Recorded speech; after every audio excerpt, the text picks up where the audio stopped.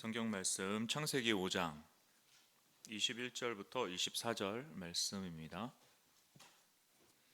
에녹은 65세에 무두셀라를 낳았고 무두셀라를 낳은 후 300년을 하나님과 동행하며 자녀들을 낳았으며 그는 365세를 살았더라.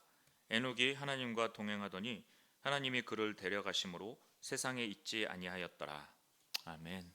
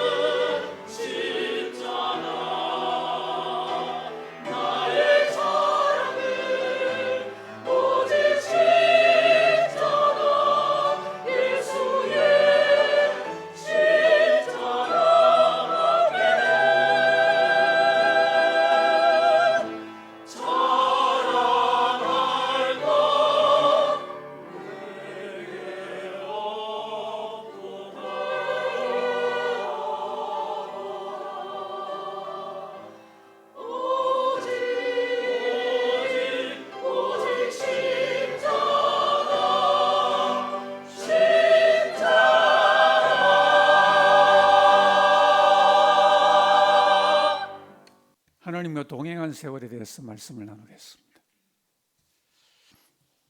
이맘때쯤 되면은 우리가 물어볼 수 있는 한 가지 인생의 질문이 있습니다. 우리 인생의 정의입니다. 인생이란 과연 무엇이라고 정의할 수 있겠는가? 오늘 저는 이 말씀을 본문 가운데 묵상하면서 그 인생의 정의를 본문에서 이렇게 생각을 정리하게 되었습니다. 인생은 다른 그 무엇보다 시간이다. 인생은 시간이다. 그런 정의를 생각을 해 보았습니다. 시편에 보면은 인간을 천사보다 조금 못하게 그렇게 지으셨다 그랬습니다.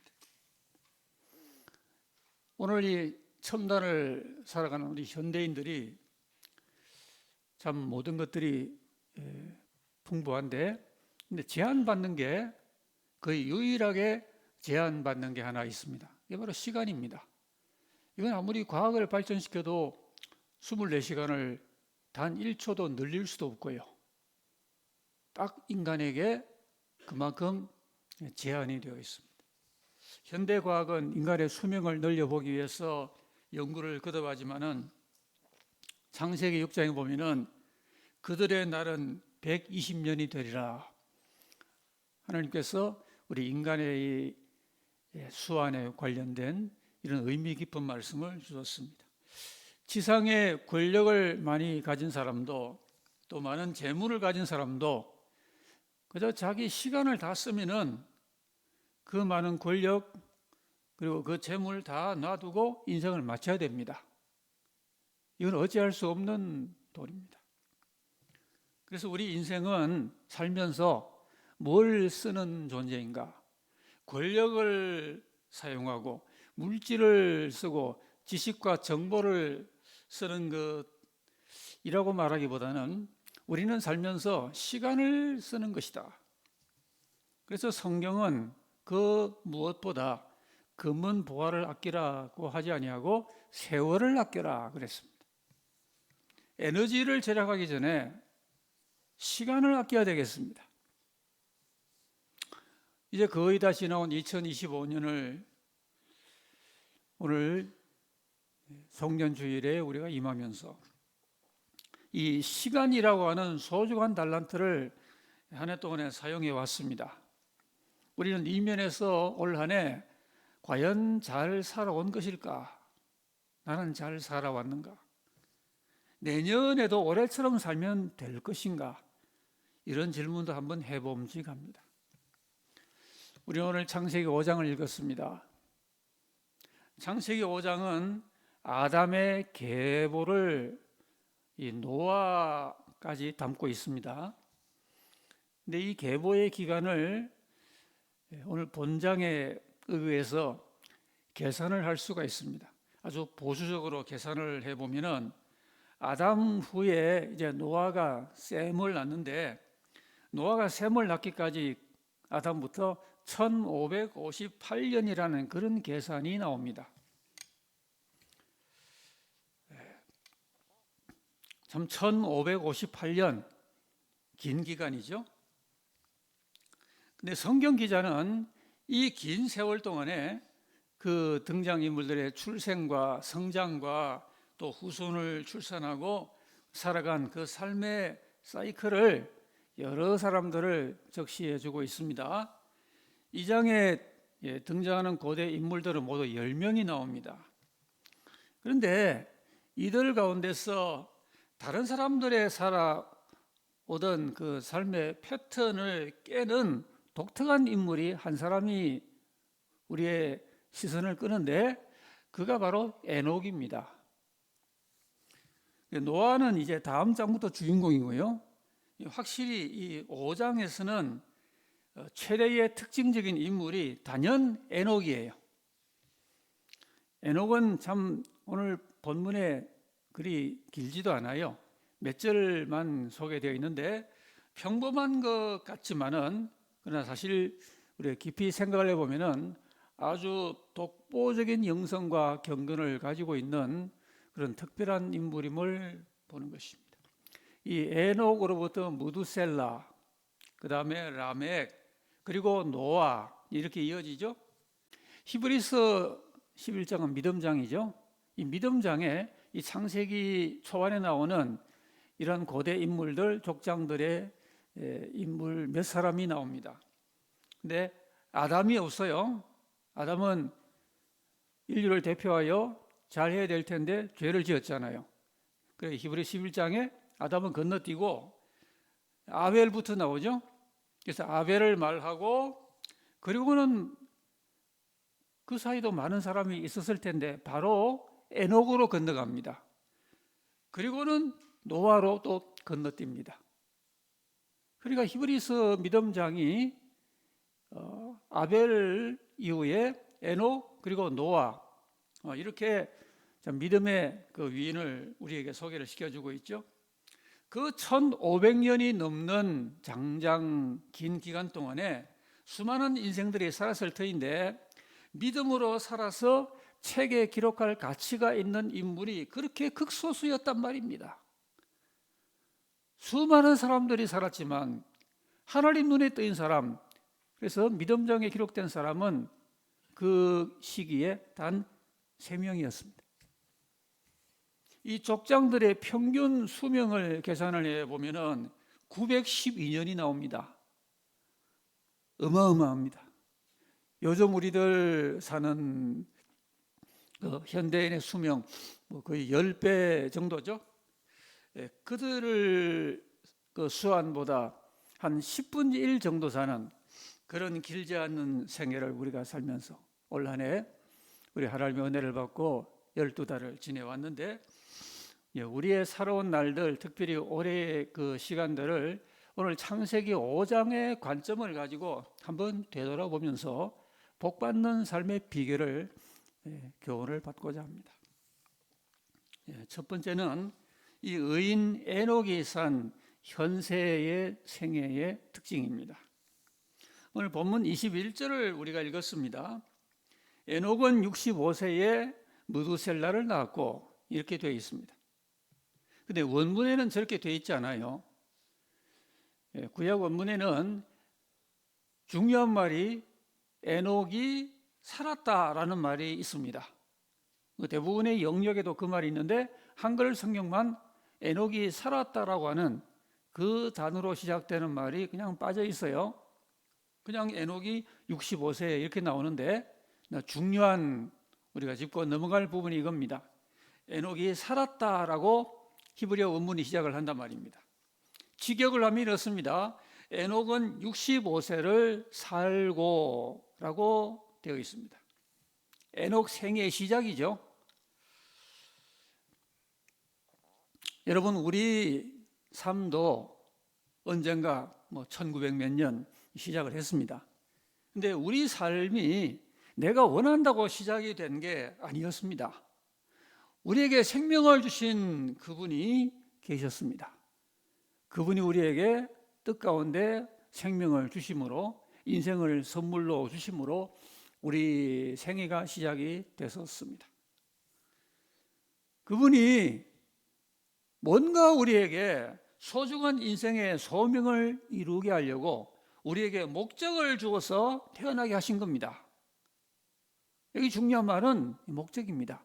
우리 인생을 시작할 때 그 생애의 시작과 더불어 우리에게 다가온 것이 목적이었습니다. 오늘 이 목적의식을 우리가 돌아볼 수 있기를 바랍니다. 에녹이 살았다라는 그 말은 모든 인생의 주인이 계심을 말하고요. 그 주인은 우리에게 인생의 선물을 줄 때 목적과 함께 주었다는 사실을 우리가 이 송년주일에 생각을 해야 할 것입니다. 그리고는 이 살았다라는 그 말 다음에 65세에 무두셀라를 낳았다. 살았다, 낳았다 이렇게 되죠. 그리고 무두셀라 외에도 그 후에 자녀들을 낳았다. 본문에 그렇게 되어 있습니다. 후손을 낳는다는 거 참 중요하죠. 처음부터 하나님이 아담에게도 생육하고 번성하라 했기 때문에 영육 간에 사람은 자기 스스로 존재하지 않고 생육하고 번성하는 게 창조주의 명령입니다. 원래 우리 교회도 우리 주변에도 자녀 후손들이 장성하는 모습이 많았고요. 그리고 새 가정을 이루기도 했고 또 그들을 통해서 후손을 낳기도 하였습니다. 우리에게 생명과 목적을 주신 하나님께서 우리 후손들에게도 똑같은 생명과 인생의 목적을 주신 거죠. 이면은 우리 믿음의 가정에 대대로 이어져야만 하는 중요한 그 선조와 후대가 함께 공유해야 될 경건입니다. 오늘 우리 가정에 이 여호와 하나님을 경외하면서 그분이 우리의 생명의 주인이고 그분이 우리 인생의 목적까지 주셨다는 이 중요한 요점을 우리 후손들에게 대대로 물려주고 물려받는 오늘 이런 신령한 우리 가정상이 우리 가정에 대를 잇고 있는가? 에녹이 무두셀라와 더불어 자녀를 낳았다는 이 우리에게도 주어진 이 후손의 의미가 대대로 여호와 하나님을 경외케 하는 데 있다는 것. 우리가 이 땅에 자녀를 낳아서 세상에 출세시키는 게 다가 아니고요. 우리가 여호와 하나님을 경외하는 것처럼 그들도 하나님을 경외하도록 이러한 믿음과 경건이 대를 잇게 하는 여기에 하나님 우리에게 후손을 주신 의미가 있다라는 점을 우리가 교훈을 받고요. 그런데 한 가지 이 에녹의 아들 가운데 이 무두셀라 참 유명한 사람이죠. 근데 이 무두셀라라고 하는 그 히브리어의 그 이름 어근에 두 가지 의미가 함축되어 있다라고 학자들 가운데 그런 연구를 합니다. 그것은 죽음이라는 말과 보낸다라는 그런 두 어근의 의미가 있다라는 겁니다. 죽음, 보낸다. 아이러니컬하죠? 사실 무두셀라는 지구인 가운데 최장수 인물입니다. 그보다 더 오래 산 사람은 없습니다. 그런데 하나님께서 그의 이름 속에 죽음과 보낸다라는 의미가 어근상 담겨 있게 하셨다는 것인데요. 그렇게 오래 살았던 이 무두셀라가 죽을 때에 어떤 것을 보내신다라는 의미가 담겨 있다라는 거죠. 실제로 창세기에 우리가 확인할 수 있는 거죠. 무두셀라가 죽는 해, 그 생애를 마치는 그 해에 바로 노아 홍수가 일어났습니다.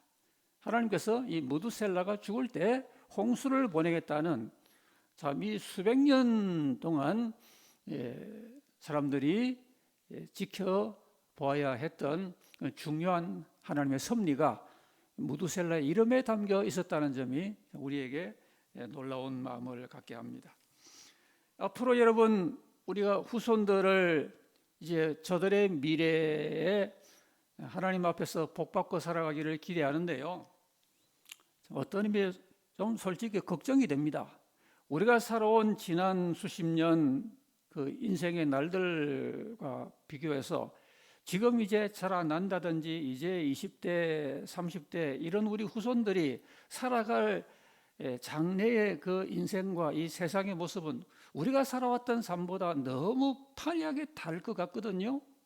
과연 그들이 이렇게 급격하게 변하는 이 시대상에 어떻게 잘 적응할 그것만이 아니라 하나님을 경외하는 이 믿음을 잊지 아니하고 이 귀한 믿음의 유산을 그들도 생애 동안 간직하고 그렇게 대를 잇게 할 수 있을까?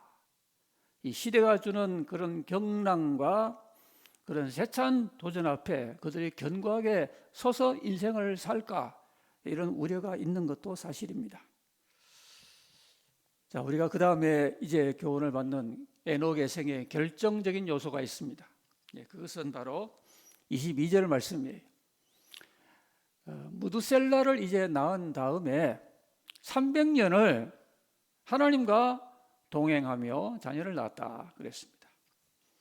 이게 오늘 우리가 나누는 이 메시지의 핵심 되는 부분이 바로 하나님과 동행이라고 하는 부분입니다.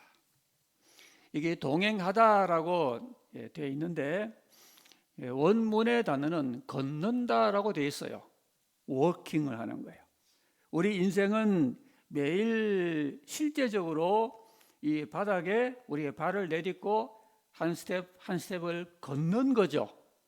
해가는 것은 이 걷는 것 안에 이루어지는 삶이죠. 그래서 에녹이 하나님과 함께 걸었다라는 말입니다. 그리고 또한 중요한 것은 원문은 그냥 하나님과 동행했다라고 되어 있는 게 아니고 함께라는 그 전치사가 있어요. 그래서 결국 직역하면 뭡니까? 에녹이 하나님과 함께 걸었다라는 말로 보다 실감 있게 다가옵니다. 하나님과 함께라는 말은 관계성의 표현이죠. 참 이게 중요한 겁니다. 신앙은 관계입니다. 아무리 해박한 성경 지식을 갖고 평생의 기독신앙의 관록을 갖고 있다 하더라도 그분과 나의 인격적인 관계가 없다면 그 의미가 있지가 않죠. 오늘 현대인들은 살아갈 때 그들의 인생에서 자유분방을 원합니다. 간섭하고 싶지도 않고 간섭받고 싶지도 않고 나에게 관심도 꺼달라, 노타치해달라, 나는 내 인생 내 마음 먹은 대로 산다. 이런 사조가 현대인들 마음에 짙게 드리워져 있어요. 권위도 인정하지 않아요. 누구와 함께 보조를 맞춰간다는 거 싫다는 거예요. 그런데 에녹은 무려 얼마 동안 300년을, 그것도 사람과 함께 해도 힘들 텐데 하나님과 함께 300년을 그분과 더불어 걸었어요. 어떤 의미에서 성경의 가장 위대한 신앙인의 살아간 그 족적이며 믿음 인생의 모습입니다. 어떻게 이런 삶이 가능할까요? 성경은 그 비결을 말합니다. 하나님을 기쁘시게 하는 진실된 믿음이 있어야 비로소 가능한 게 이 동행이라는 겁니다. 이게 없으면요, 내가 기쁘시게 해야지, 그런 마음이 없으면은 300년이 아니라 단 3주, 아니 단 3일도 동행 못합니다. 내가 나를 기쁘게 하고 싶고 그분을 기쁘시게 하고 싶은 마음이 별로 없는데 어떻게 3일인들 동행이 되겠어요?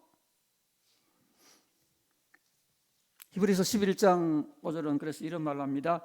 에녹은 옮겨지기 전에 하나님을 기쁘시게 하는 자라는 증거를 받았다. 대단한 증거입니다. 저 성도는 자기를 기쁘게 하려고 기복적으로 그렇게 살지 않아. 저 성도는 정말 자기를 초월해서 하나님을 기쁘시게 하려고 하는 그런 일념을 갖고 믿음 생활을 하고 있어 라고 사람들이 입을 모아 증언을 한다면 얼마나 좋은 하나의 증거가 되겠습니까? 에녹은 그런 증거를 받았다. 우리 믿는 사람이 어떤 굉장한 부자가 되고 어떤 권력을 잡고 그것도 필요하겠지만은 그러나 하나님을 기쁘시게 하는 자라고 하는 증거를 받았다라고 하는 이 증거야말로 신앙인이 채택해야 될 최고의 인생 간증이 아니겠습니까? 부부가 한평생을 살면서 50년이 되는 해를 금혼이라 그러죠. 그 금혼을 지나도록 원만하게 그 내외한 부부가 해로갈 수 있는 것도 서로를 기쁘게 하려는 그 성숙한 부부애가 있을 때 가능하죠. 그게 안 되면은 늘 싸우기만 하고 어떻게 잘 화목하게 가정생활을 이루어 나갈 수가 참 쉽지 않을 텐데 그렇게 40년, 50년 금혼 또 그 이후까지 이런 단란한 가정을 이루게 되는 것은 바로 이 원리와 같습니다. 나 자신보다 배우자를 기쁘게 해주려는 이런 마음이 동행을 성공시킨 비결이 아니겠습니까? 에녹이 하나님과 함께 걸었다. 이 같은 표현은요, 성경에서 창세기 6장에 노아에게만 이런 똑같은 표현이 나옵니다. 노아도 하나님과 함께 걸었다. 여러분, 그러니까 우리가 누구와 함께 걷는가가 중요합니다. 인생은 걷는 것이고 신앙은 바로 걷는 겁니다. 하나님과 함께 걷는 것이 신구약이 말하는 우리 신앙생활의 표준입니다. 자, 신약에서는 로마서 8장 4절을 보면은 유명한 이런 구절이 나오죠. 육신을 따르지 않고 그 영을 따라 행하는 우리에게 율법의 요구가 이루어지게 하려 하심이라 그랬습니다. 영을 따라 행한다라고 했지만 저 행한다는 말도 신약 원어에 걷는다는 말이에요. 지난 금요일에 참석하신 분들은 이 메시지를 좀 더 자세히 들으셨죠? 우리가 영을 따라 걷는 겁니다. 이게 우리 믿음 생활의 아주 핵심적인 그런 요체가 되겠습니다. 오늘 우리들이 바로 내 육신을 따르지 않고 누구에나 본능이 있고 누구에나 뭐 욕심도 있고 야심도 있고 탐욕도 있고 그런데 그런 육신을 따르지 아니하고 영을 따라 하나님과 함께 걷는 바로 이 놀라운 생애를 에녹이 걸어갔다는 거예요. 결코 일회적인 행동이 아니고 지속적인 삶의 패턴이 그랬단 말입니다. 계속해서 습관적으로 의식적으로 그렇게 하나님과 함께 보조를 맞추어서 걸어갔다. 육을 따르지 않고 영을 따라서 그런 방향성을 선명히 하고 걸어갔다라는 것입니다. 오늘 본문의 23절에는 그가 365세를 살았더라 그랬습니다. 여러분 365가 무슨 숫자예요? 1년 카렌다의 날수죠. 그렇습니다. 에녹의 매년, 매월, 매주, 매일이 1년 내내 무슨 주일 성수한다고 주일날만도 아니고 1년 내내 에녹은 실제적인 삶의 현실에서 그분과 함께 인생의 길을 워킹 걸어갔다는 거예요. 이게 진정한 거듭난 하나님 백성의 신앙생활의 모습이죠. 잠깐 잘 믿는 거 웬만한 성도들이 잘 합니다. 때로 뜨겁기도 하고요. 충만한 신앙을 고백하기도 합니다. 그러나 꾸준함이 문제예요. 진정성은 꾸준함에서 나옵니다. 결국 이 동행이라는 것은요, 신앙의 어떤 지식이나 이론이나 내 취향이나 내 입의 고백을 넘어서 주님과 함께 걷는 매일의 구체적이고 실천적인 발걸음을 가리킵니다. 이런 순종의 발걸음이 매일 내 생활 가운데 실행되고 있는가? 우리가 올 한 해 이 에녹을 통하여 우리의 한 해의 삶을 이렇게 회고해 보자라는 것입니다. 성도들은 이렇게 살려고 예수 믿는 것입니다. 최고의 인생이 뭡니까? 엄청난 어떤 결과를 달성하는 것이 아니라 하나님과 함께 걷는 인생입니다. 원래 불과 며칠 남았습니다. 또 며칠 후에 신년이 다가옵니다. 우리가 한번 도전해 봅시다. 하나님과 함께 걷는 그런 표대를 우리가 며칠 안 남은 올해 다짐해 보시고요. 우리 신년은 에녹처럼 새해를 그렇게 이루어 오리라. 한번 도전해 보시는 그런 마음의 기도의 제목과 결단이 우리에게 필요한 순간입니다. 에녹이 산 현세 동행의 생애고요. 우리가 이어져서 또 한 가지 차원이 열렸는데 그것은 내세적인 측면입니다. 에녹의 인생의 위대한 점은 여기서 끝나지 않았습니다. 지금까지는 그냥 현세고요. 그 인생의 진정한 축복성은 내세에 있었습니다. 지금까지는 에녹이 그 자신이 이렇게 장성한 믿음으로 살았다는 것이고 이제부터는 하나님의 은혜의 풍성함이 그에게 이렇게 임했다라는 점을 또한 오늘 본문이 밝히고 있습니다. 참 너무도 신비하고 너무도 충격적일 정도로 놀라운 하나님의 은혜입니다. 보통 이 족보를 보면은 족보의 일반적인 그 구조는 뭐 어떻게 됩니까? 아무개가 태어나서 후손을 낳고 얼마큼 살았다. 그리고 그 다음에는 어떻게 나옵니까? 그리고 그는 몇 살에 죽었다. 보통 이렇게 나오잖아요. 그런데 에녹에게는 그 부분이 없단 말이에요. 그 대신에 오늘 본문 24절을 보시면은 하나님이 그를 데려가셨대요. 에녹이 하나님과 동행하였더니 하나님이 그를 데려가심으로, 이 데려갔다는 말은 에녹이 나이가 차서 죽었다는 말 아닙니다. 그냥 산채로 데려갔다는 말입니다. 하나님이 그를 데려가심으로 세상에 있지 않더라. 너무도 놀라운 하나님의 구원의 역사를 에녹에서 발견합니다.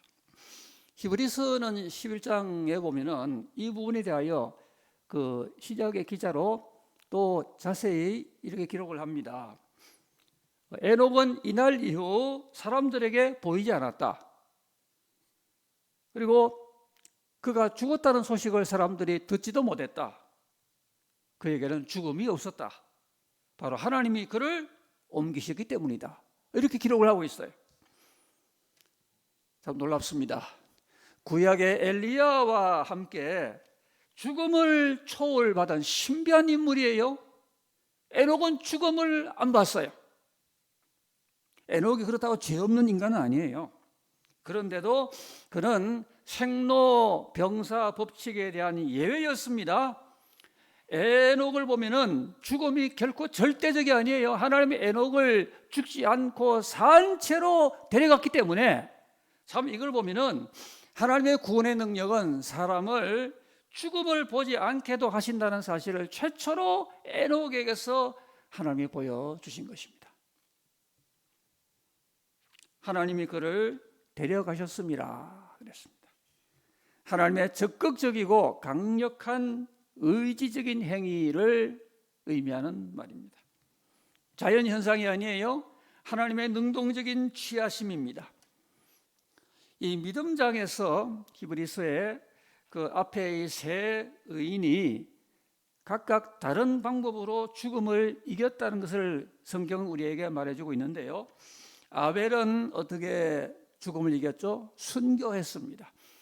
그를 미워했던 그 형에게 시기를 받아 그는 죽음을 당했지만 그러나 하나님을 경외하는 가운데 순교로서 죽음을 이겼고요.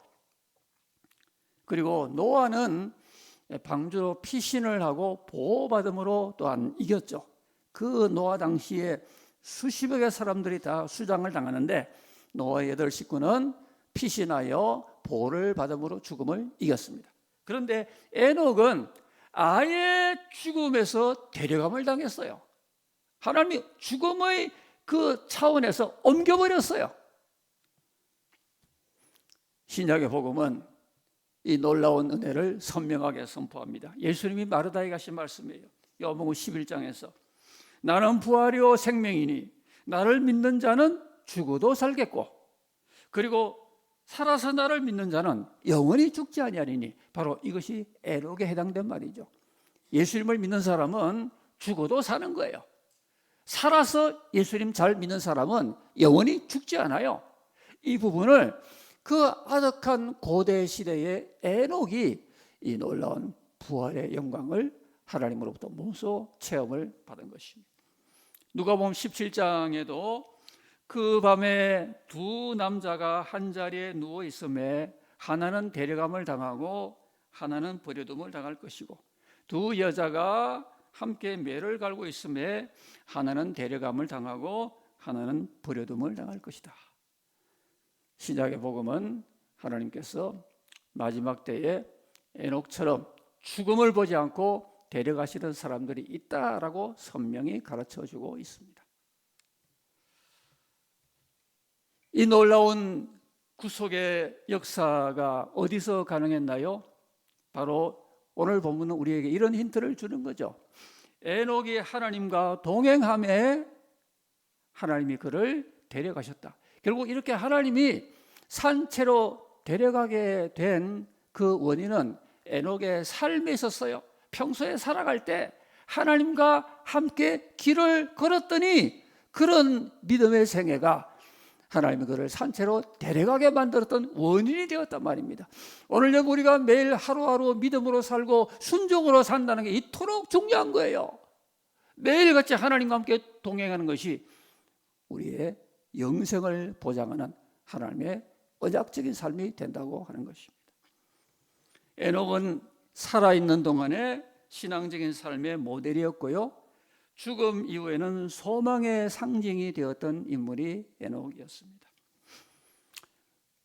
거의 다 지나간 2025년 올 한 해 우리 현실에서 하나님과 함께 걸어오셨습니까? 어떤 일을 하고 그러기 전에요, 삶을 걸어가고 달려가는 내 두 다리로 한 스텝 한 스텝을 매일같이 매 순간 실천적으로 누구와 함께? 하나님과 함께 인생의 복폭을 보조를 맞추어 그분과 동행하여 오셨는가? 우리가 이 문제를 연말주일에 다시 한번 성찰해 보시고요, 그 하나님이 나를 영생하게 하실 그런 분이심을 우리가 믿고 바라보면서, 자, 이 두 가지 우리가 하나님과 살 동안에 보폭을 주님과 함께 맞추어서 잘 걷고, 그리고 우리를 영생하게 하실 하나님을 날마다 소망 중에 바라보는 이 두 가지를 우리가 잘 회고해서 확실히 올해보다는 더 낫고 더 축복될 내년을 기약할 수 있는 믿음의 사람, 소망의 사람들이 다 되시기를 주님 이름으로 기원합니다.